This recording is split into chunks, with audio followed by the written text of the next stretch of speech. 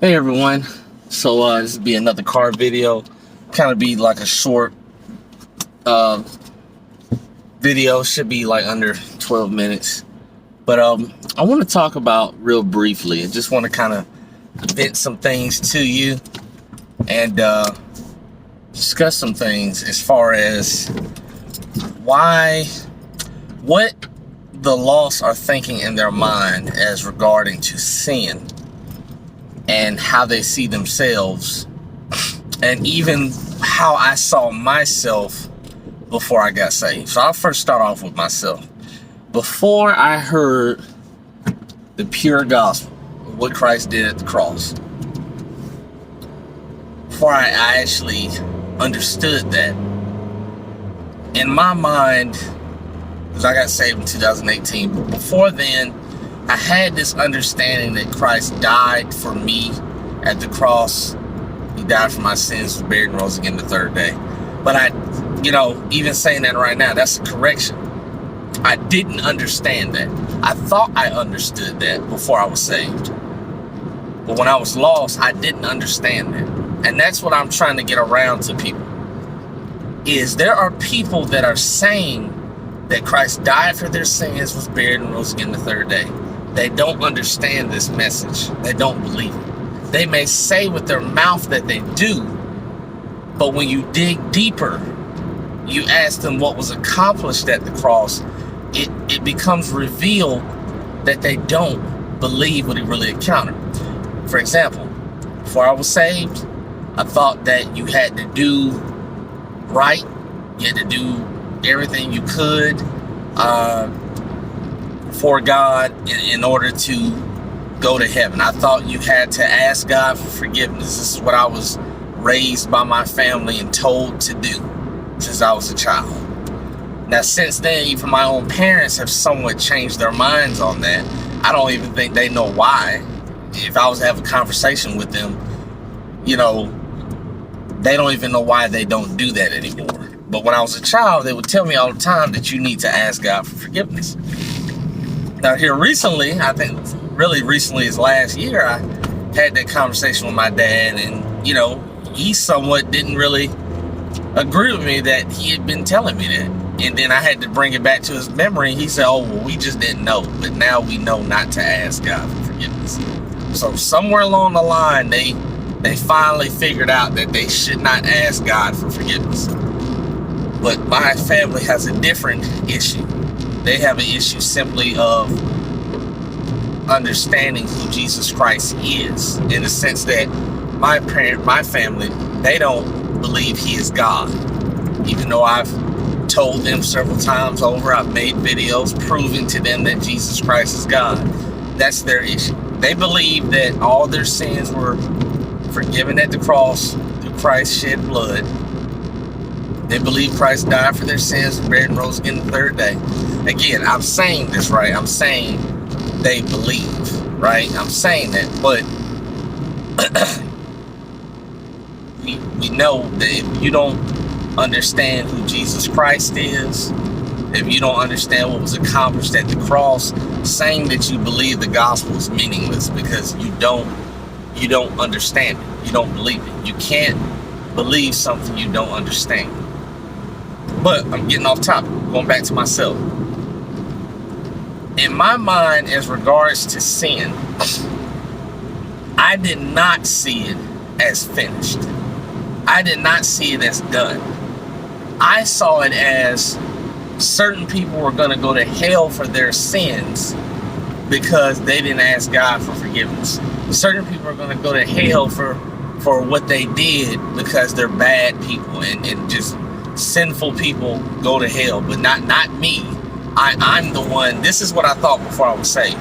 I pray to God every night, and I ask God for forgiveness, so He covers my sins every night. So I'm forgiven every day, and I just need to ask every single day. This is what I had in my mind. This is what my brain was filled with, all the way up till 25. This is what I thought. Now, of course, I heard the gospel in 2018. I got saved. I understood finally for the first time in my life in 2018 that everything was finished there at the cross. But even my going up to be hearing the gospel in 2018, I still struggled with sin. I'm not talking about doing it. Struggling with where, how it was done away with. Was it done away with? Am I gonna go to hell for it? What brought me to God, but I guess I'm kind of giving my testimony in this video as well. What ultimately brought me to God, oh, it's starting to rain now. What ultimately brought me to God was a fear of going to hell. And ironically, it not for sins. Like, for whatever reason at the time, I wasn't concerned about sin. I still had that false belief in my mind that, well, I keep asking God for forgiveness, so I should be fine. That's what I thought before I got saved. No, what brought me to God was a fear. I'm gonna talk a little louder over this rain, everybody. Was what I read in Revelation as far as concerning adding to or taking away to that book, Revelation. And I was guilty of it. 2018. I was guilty of it. I figured this out. One day, it's like I actually just trusted the Bible for the first time in my life. And it brought fear upon me. Literally, like, first time in my life, I truly feared God. Now, as a child, I thought I did. I somewhat did as well. When I was struggling with death, the idea that we're gonna die, just that absolute truth that one day, my parents pretty much told me, one day you're going to die, son. Freaked me out as a child, right? I struggled with it. I was scared of it. I was always scared of death. And then growing up, I just kind of stopped worrying about it. I said, well, I'm not going to put my energy into this. But this fear that I had in 2018 was like even worse than that. I had this fear of like hopelessness, of it's over for me. I've added to God's word. And, I know I've added to the book of Revelation. I know I've added to that book. So my life is over. I'm going to go to hell. I'm going to have plagues put upon me. And, I had so many people I was struggling to ask questions about regarding that. And nobody could give me a straight answer.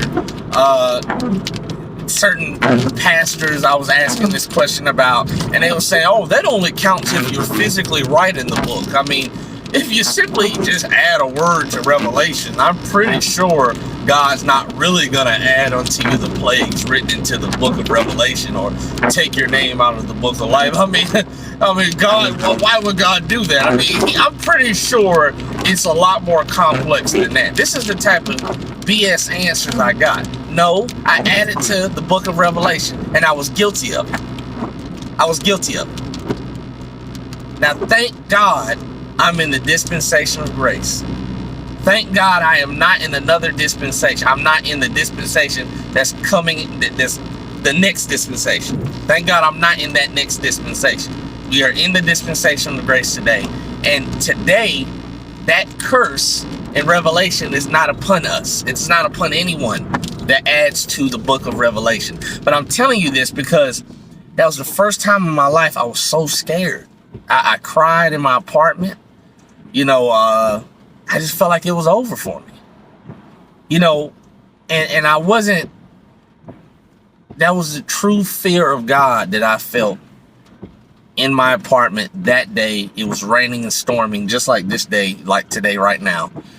And I was freaked out, man. I was just like, it's over for me, man. Like, my whole life is done. Like, but then I started to ask questions like, well, if I've done this, why aren't the plagues upon me now? These plagues, they're supposed to be put on people. Why is it not on me? It didn't turn me to an atheist or nothing like that. It opened my mind up to a possibility that this can't be happening right now. I said, either God is a liar, or this curse that was here in Revelation cannot be taking place right now. So I concluded I didn't believe God was a liar. I believed he was true. So this whole adding to the book of Revelation has to take place in another time. I was right. I was understanding dispensations and rightly dividing just using my common sense. It's crazy, right? Even without ever seeing Hebrews chapter 1, verse 1, without even seeing that verse, without ever seeing 2 Timothy 2, verse 15, without even seeing that, I had the common sense to understand that that curse about adding to or taking away from God's word, the book, as far as the words in the book, Revelation, I understood that can't be taking place right now. And suddenly my fear was gone. Suddenly, I had this urge to want to learn more.